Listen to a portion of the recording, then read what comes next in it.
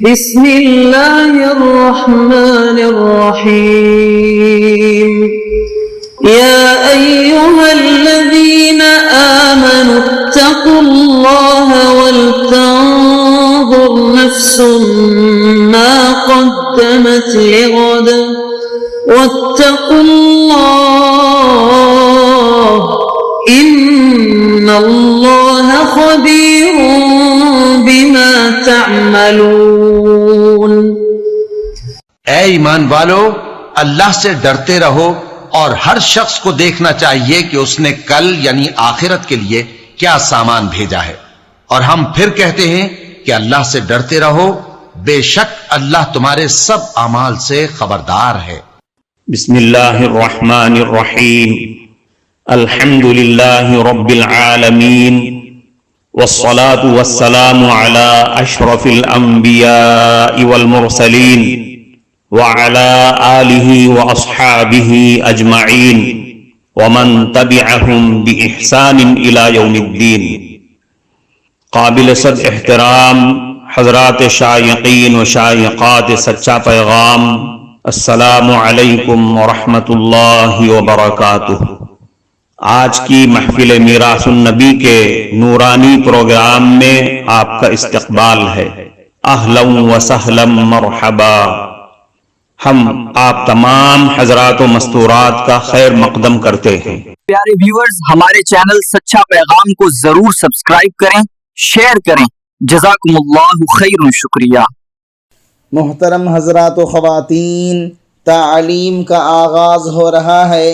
سب سے پہلے آداب تعلیم کا لحاظ کرتے ہوئے تعلیم کی طرف متوجہ ہو جائیں۔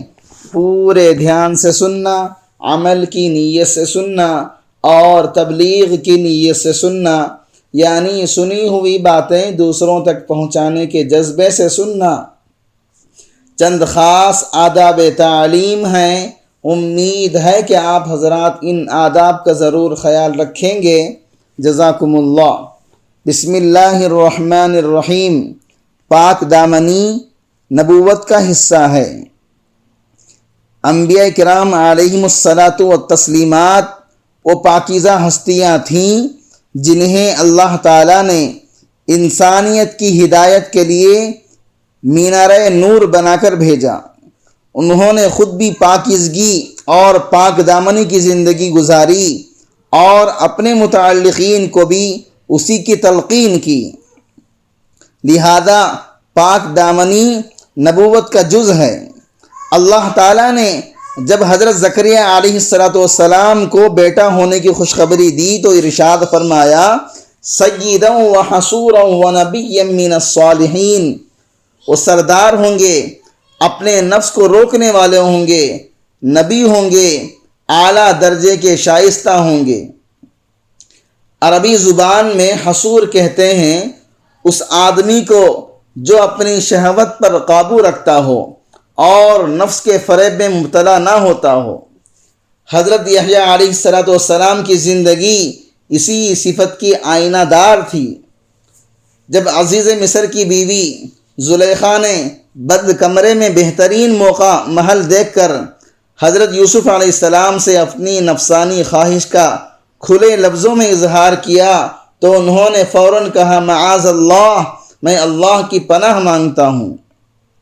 اگرچہ حضرت یوسف علیہ السلام کو اس انکار کرنے پر جیل کی مشقتیں برداشت کرنی پڑیں، مگر ایک وقت ایسا بھی آیا کہ زلیخا نے خود اپنی زبان سے اقرار کر لیا، وَلَقَدْ رَاوَدَتْهُ عَن نَفْسِهِ فَاسْتَعْصِمْ۔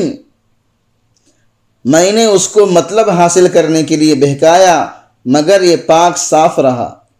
اللہ رب العزت نے حضرت یوسف علیہ السلام کی تعریف میں ارشاد فرمایا، كَذَلِكَ لِنَصْرِفَ عَنْهُ السُّوءَ وَالْفَحْشَاءَ إِنَّهُ مِنْ عِبَادِنَا الْمُخْلَصِينَ، تاکہ ہم ان سے برائی اور فحاشی کو دور رکھیں، بے شک وہ ہمارے برگزیدہ بندوں میں سے تھے۔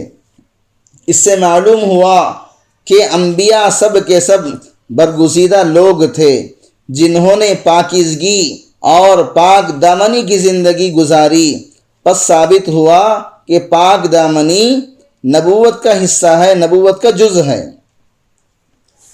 پاک دامنی شرط ولایت ہے۔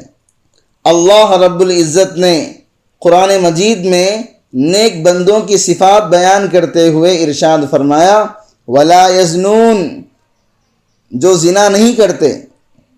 اس سے معلوم ہوا کہ اولیاء اللہ زنا سے بچتے ہیں۔ تفصیل یہ ہے کہ ہر سالک نیکوکاری اور پرہیزگاری پر استقامت اختیار کرنے کی وجہ ہی سے اولیاء اللہ میں شامل ہوتا ہے، جبکہ اولیاء اللہ کو اللہ تعالیٰ اسے اپنی حفاظت میں لے لیتے ہیں اور ہر قسم کے کبیرہ گناہوں سے محفوظ فرما دیتے ہیں۔ رحمت کا تقاضا بھی یہی ہے اور دوستی کا حق بھی یہی ہے، اور اللہ تعالیٰ ہی سب سے زیادہ رحیم اور سب سے زیادہ بہترین دوست ہے۔ اہل اللہ اپنی سچی محبت کی بنا پر ماں سوا کی طرف آنکھ اٹھا کر دیکھنا بھی پسند نہیں کرتے۔ اگر یہ غریب لاوارث یتیم اور بے سہارا لڑکی کو وقت کا بادشاہ اپنی ملکہ بنا لے اور اسے اپنے محل میں ہر نعمت مہیا کر دے، نوکر چاکر ہوں، پہننے اوڑھنے کے لیے لباس فاخرہ ہوں، کھانے پینے کے لیے مرغ و مسلم ہوں، زیورات اور ہیرے جواہرات کا ڈھیر ہو، خزانے کا منہ اس کے اشارے پر کھول دیا جاتا ہو، بادشاہ اپنی ملکہ کو خوب محبت اور عزت اور احترام سے رکھے، ایسے میں کوئی بدشکل بھنگی اپنے بدبودار کپڑوں اور بدبودار جسم کے ساتھ اس ملکہ کو بہکانے کی کوشش کرے، جبکہ بادشاہ بھی دیکھ رہا ہو تو وہ ملکہ اس بھنگی کی طرف آنکھ اٹھا کر بھی نہیں دیکھے گی۔ اولیاء اللہ کے دل کی یہی کیفیت ہے۔ ایک طرف اللہ رب العزت کے بے شمار احسانات ان پر ہوتے ہیں، ہر لمحہ ان کے دلوں پر الطاف کریمانہ کی بارش ہوتی رہتی ہے، اللہ تعالیٰ کی مدد اور نصرت کا قدم قدم پر وہ مشاہدہ کرتے ہیں، اللہ تعالیٰ دنیا کے غموں سے ان کو نجات دے کر اپنی محبت اور الفت کی شیرینی انہیں عطا کرتے ہیں۔ ایسے میں کوئی غیر محرم ان کو گناہ کی طرف متوجہ کرے تو وہ ایک پیشاب کے لوٹے کی خاطر اپنے مالک حقیقی کو ناراض کرنے کا سوچ بھی نہیں سکتا۔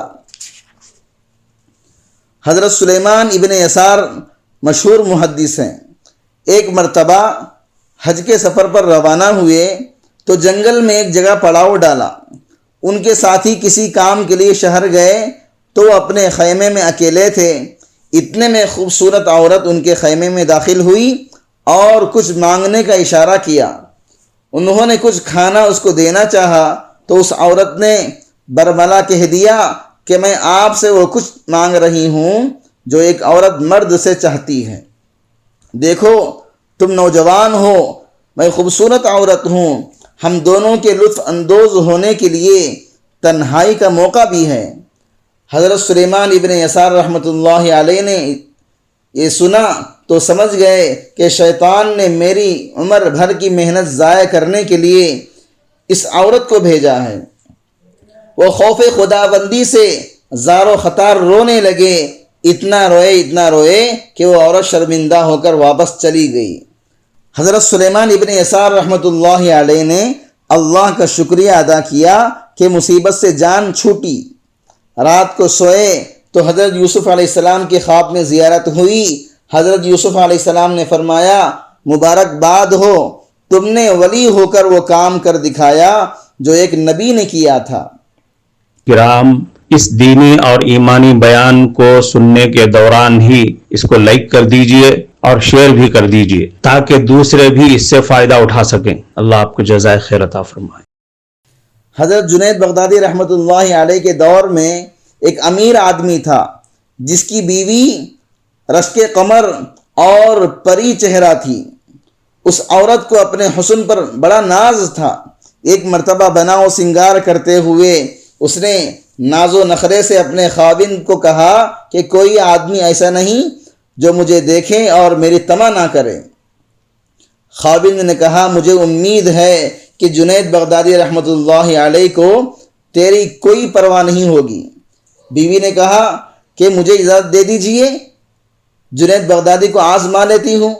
یہ کون سا مشکل کام ہے، یہی گھوڑا اور یہی گھوڑے کا میدان، دیکھ لیتی ہوں جنید بغدادی رحمۃ اللہ علیہ کتنے پانی میں ہے۔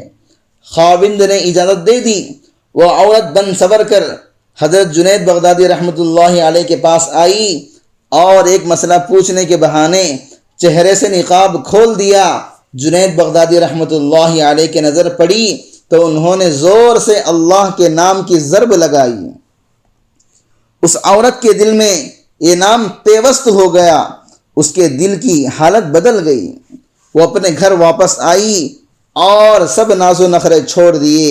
زندگی کی صبح اور شام بدل گئی۔ سارا دن قرآن مجید کی تلاوت کرتی اور ساری رات مصلی پر کھڑے ہو کر گڑ گڑاتی۔